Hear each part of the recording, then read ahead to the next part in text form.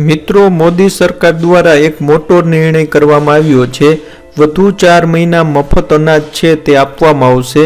સાથે આ વખતે એક ડોક્યુમેન્ટ છે તે ફરજિયાત કરવામાં આવ્યું છે। આ અંગેની તમામ માહિતી છે તે તમને આજના વિડીયોમાં આપવાની છે, તો થોડો ટાઈમ કાઢી આ વિડીયોને ખાસ અંત સુધી જોજો। અને જો તમે આ ચેનલ ઉપર નવા હોય તો આ ચેનલને સબસ્ક્રાઈબ જરૂરથી કરી લેજો। કોરોના કાળમાં ગરીબોને મફતમાં રેશન આપવા માટે મોદી સરકારે ચાલુ કરેલ યોજનાને લઈને આજે મોદી કેબિનેટની અંદર મોટો નિર્ણય છે તે લેવામાં આવ્યો છે। ગઈકાલે જ મોદી સરકારની કેબિનેટ બેઠક મળી હતી। તેમાં કોરોના કાળથી જે ગરીબોને મફત રાશન આપવામાં આવે છે તેને લઈને મોદી સરકાર દ્વારા એક મોટો નિર્ણય કર્યો છે। પ્રધાનમંત્રી ગરીબ કલ્યાણ યોજના છે, જેના હેઠળ ગરીબોને મફત અનાજ મળે છે, તેને ફરીથી લંબાવવામાં આવી છે।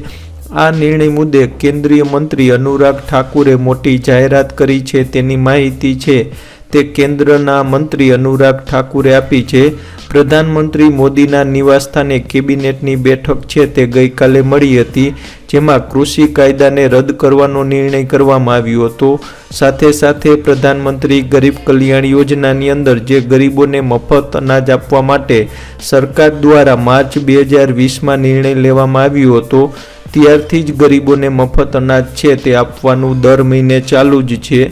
જોકે આ યોજના છે તે 30 નવેમ્બરે સમાપ્ત થઈ રહી છે, એટલે કે નવેમ્બર મહિનો છે તે છેલ્લો છે। આ યોજના હેઠળ 80 કરોડ રેશન કાર્ડ ધારકો છે જેને મફતમાં અનાજ આપવામાં આવે છે।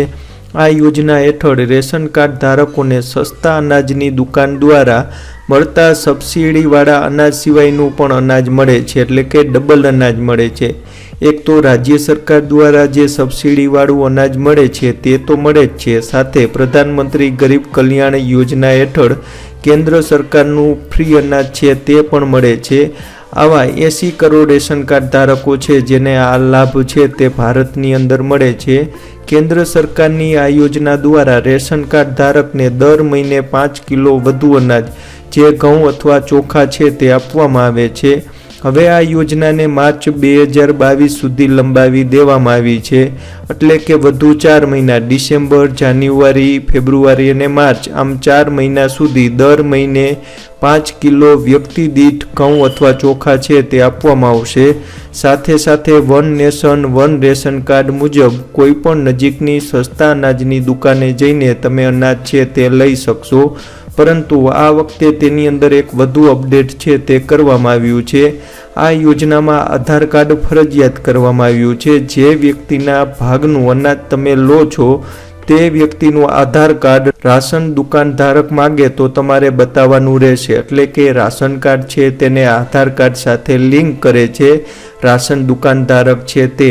જે લોકોનું આધાર કાર્ડ રાશન કાર્ડ સાથે લિંક નહીં હોય તેમને અનાજ નહીં મળે, એટલે કે તેનું લિંક નથી, તો તમારે આધાર કાર્ડની કોપી છે તે રાશન દુકાન ધારકને આપશો તો રાશન દુકાન ધારક છે તે તમારા આધાર કાર્ડને રાશન કાર્ડ સાથે લિંક કરી દેશે, તો તમને આ મફત અનાજનો લાભ છે તે મળશે।